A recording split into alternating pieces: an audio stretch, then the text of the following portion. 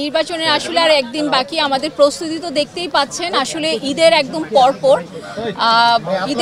পরপর দেখেই শুধু গণমাধ্যম কর্মীরাও কিন্তু একটু আমার মনে হচ্ছে দেরিতে আপনারা এফডিসিতে আসছেন, আপনারাও একটু কাভারেজের জন্য একটু লেট করে আসছেন, কারণ ছুটিটা এখনো শেষ হয়নি। কারণ আজকে এবং কালকে মিলিয়েও কিন্তু এখনও কিন্তু ছুটির রেশটা রয়ে গেছে, কিন্তু সেটা সব উপেক্ষা করে আমাদের যারা ভোটার ভাই বোনরা সবাই কিন্তু এফডিসি আসছে। উৎসব মুখর পরিবেশে কিন্তু এফডিসিতে নির্বাচনটা জমে উঠেছে। আর আমাদের প্রিপারেশন 100% খুব ভালো, আলহামদুলিল্লাহ খুব ভালো আছে। বাকিটা হলো আসলে বিজয়ের মাঠে আপনাদের সাথে কথা বলতে। যে প্রশ্নটা করতে চাচ্ছিলাম, এখানে শিল্পীদের নির্বাচন, এখানে কেন এনএসআই, ডিজিএফআই, পুলিশ, র্যাব এত বাহিনী সংশ্লিষ্টদেরকে কেন ইনভলভ করতে হবে? শিল্পীরা কি আসলে শৃঙ্খলাবদ্ধ হয়ে চলে না?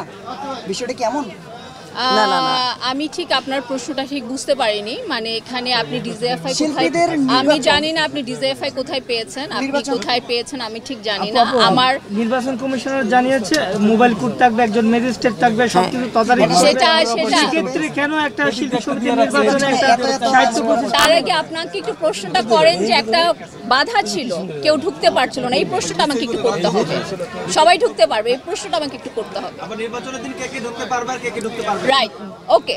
নির্বাচনের নিয়ে কিন্তু একটা ঝামেলা ছিল, আমরা যতটুকু জানি যে প্রযোজক পরিচালক কেউই ঢুকতে পারবে না। ঠিক সেম 2022 সনে আমরা যেই চিত্রটা দেখেছিলাম, 2024 সনে এসে কিন্তু সেই চিত্রটার আভার অভিভূত হচ্ছিল। তার মানে কি, সেই কালো চেহারার মুখোশধারী মানুষরা পিছন থেকে কিন্তু কাজ করে যাচ্ছে, আমরা সেটা বুঝতে পারছিলাম না। কিন্তু যখনই বাধা দেওয়া হয়েছে যে প্রযোজক পরিচালক কোনো টেকনিশিয়ানরা ঢুকবে না, তখনই কিন্তু সবাই বুঝেছে যে সেই 22 সনের ওরা কিন্তু আবার মাথাচাড়া দিয়ে উঠেছে।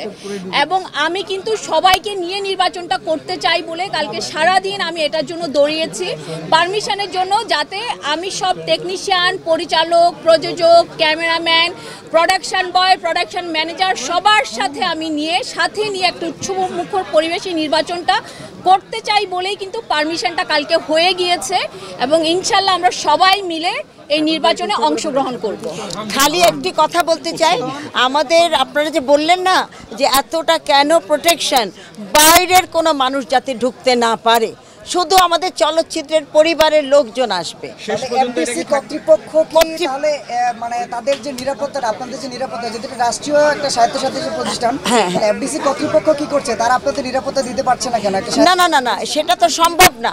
একটা মিনিট, এফডিসি দিতে পারছে না আপনাকে কে বললো? বারবারই তো এমডি মহোদয় এবং নির্বাচন কমিশন এবং আপনার এনএসআই, যেটা আপনার কাছ থেকে শুনলাম, ওনারা বসেই তো মিটিং করছে। তার মানে ওনারা আমাদের নিরাপত্তার জন্যই তো কাজ করে যাচ্ছে। শিল্পীদের নির্বাচন, আসলে শিল্পীরা তো সবসময় আমরা জানি তারা সবাই সবসময় শৃঙ্খলাবদ্ধভাবেই চলে না, শিল্পীদের এখানে কোনো সমস্যা নেই। সমস্যা হলো যখন একটা শিল্পীদের নির্বাচন হয়, একটা পছন্দের শিল্পীকে দেখার জন্য অনেক উৎসব মুখর জনতা এখানে আসে, সেই জনতারা যাতে আসতে না পারে, আমার শিল্পীটা যাতে নিরাপত্তাভাবে সুন্দরভাবে ভোটটা গ্রহণ করে সবার সাথে দেখা করে বাড়ি যেতে পারে সুস্বাস্থ্যভাবে, সেই জন্যই এই নিরাপত্তার ব্যবস্থা।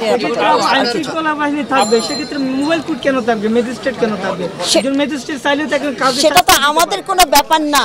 এখন মোবাইল কোর্ট থাকবে সেটা আসলে, যেহেতু বারবার মিটিংটা হয়েছে আমাদের এমডি মহোদয়ের সাথে এবং নির্বাচন কমিশনের সাথে, আমার মনে হয় এই প্রশ্নের উত্তরটুকু ওনারা দিতে পারবে, কারণ এই ব্যাপারে আমাদের সাথে কোনো আসলে মিটিং হয়নি।